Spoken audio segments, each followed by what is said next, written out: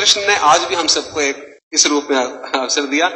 उद्धव ने पूछना शुरू किया, हे कृष्ण, सबसे पहले मुझे ये बताओ कि सच्चा मित्र कौन है? कृष्ण ने कहा, सच्चा मित्र वह है जो जरूरत पड़ने पर मित्र की बिना मांगे मदद करे। उद्धव ने कहा, कृष्ण, आप पांडवों के आत्मीय प्रिय मित्र थे। आपात बांधव के रूप में, यानी आपदा में, मुसीबत में सहायता करने वाले के रूप में उन्होंने आप पर सदा पूरा भरोसा किया।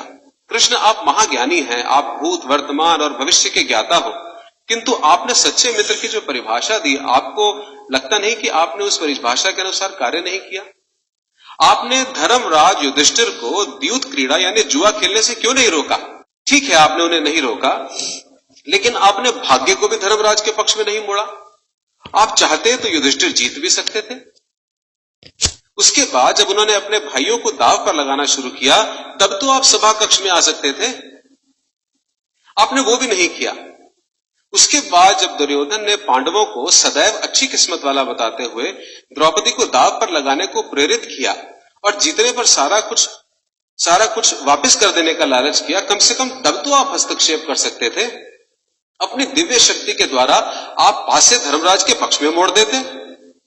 इसके स्थान पर आपने तब हस्तक्षेप किया जब द्रौपदी लगभग अपना शील खो रही थी।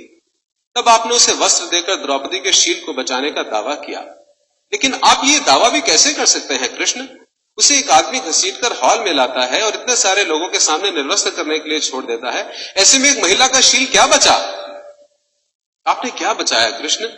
अगर आपने संकट के समय में अपनों की मदद नहीं की तो आपको आपात बांधव कैसे कहा जा सकता है? आपने संकट के समय में मदद नहीं की तो क्या फायदा? क्या यही धर्म है?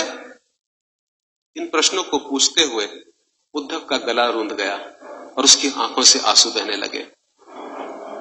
हंसते हुए भगवान कृष्ण बोले, प्रिय उद्धव, ये सृष्टि का नियम है कि विवेकवान ही जीतता है। उस समय दुर्योधन के पास विवेक था, इसलिए वो जीता, धर्मराज के पास नहीं था।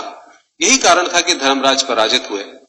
उद्धव हैरान हुआ और उद्धव को हैरान देखकर कृष्ण आगे बोले, दुर्योधन के पास जुआ खेलने के लिए पैसा और धन तो बहुत था, लेकिन उसके पास 500 का खेल उसे नहीं खेलना आता था। इसलिए उसने अपने मामा शकुनी को द्यूत क्रीड़ा के लिए प्रयोग किया, जुए के लिए उपयोग किया। यही विवेक है। धर्मराज भी इसी प्रकार सोच सकते थे और अपने चचेरे भाई से पेशकश कर सकते थे कि उनकी तरफ से मैं खेलूंगा। जरा सोच कर देखो, अगर शकुनी और मैं खेलते तो कौन जीतता? पासे के अंक उसके अनुसार आते या मेरे अनुसार आते? चलो इस बात को जाने दो, उन्होंने मुझे खेल में शामिल नहीं किया, इस बात के लिए उन्हें माफ किया जा सकता है। लेकिन उन्होंने विवेक शून्यता से एक और बड़ी गलती की। उन्होंने मुझे प्रार्थना में बांध लिया। उन्होंने मुझसे प्रार्थना की कि मैं तब तक सभा कक्ष में ना आऊं जब तक मुझे बुलाया ना जाए, क्योंकि वे अपने दुर्भाग्य का खेल मुझसे छुपकर खेलना चाहते थे। वे नहीं चाहते थे कि मुझे पता चले कि वो जुआ खेल रहे हैं। इस प्रकार उन्होंने मुझे अपनी प्रार्थना में बांध लिया। मुझे सभा कक्ष में जाने की अनुमति नहीं थी। इसके बाद भी मैं कक्ष के बाहर खड़ा हुआ इंतजार कर रहा था कि कब कोई मुझे बुलाए और मैं अंदर जाऊं। भीम, अर्जुन, नकुल, सहदेव सब मुझे भूल गए और केवल अपने भाग्य को और दुर्योधन को कोसते रहे। अपने भाई के आदेश पर जब दुशासन द्रौपदी के बाल पकड़कर घसीटता हुआ सभा कक्ष में लाया, वो भी अपने सामर्थ्य के अनुसार जूझती रही। उसने भी मुझे याद नहीं किया। उसकी बुद्धि तब जागृत हुई जब दुशासन ने उसे निर्वस्त्र करना प्रारंभ किया। तब उसने स्वयं पर निर्भरता त्याग कर, छोड़कर हरि हरि अभयम कृष्ण की गुहार लगाई। तब और जैसे ही मुझे पुकारा गया, मैं अविलंब वहां पहुंच गया।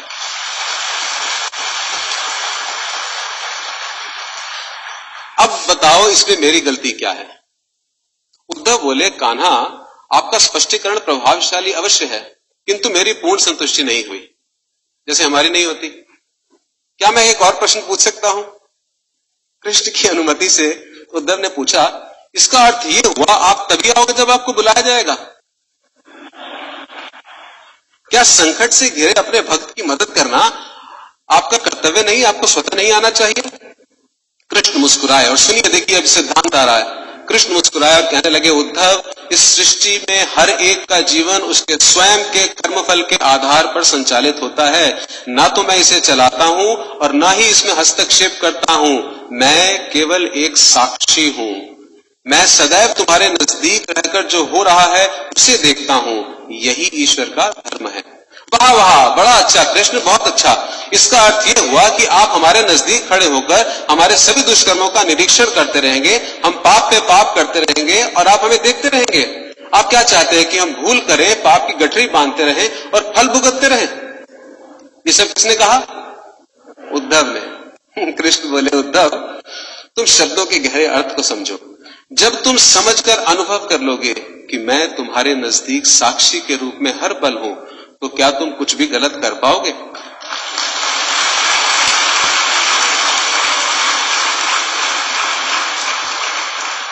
जब तुम ये भूल जाते हो और ये समझने लग जाते हो कि तुम मुझसे छुपकर कुछ भी कर सकते हो, तभी मुसीबत में फंसते हो। धर्मराज का ये अज्ञान था कि उसने माना कि वो मेरी जानकारी के बिना जुआ खेल सकता है।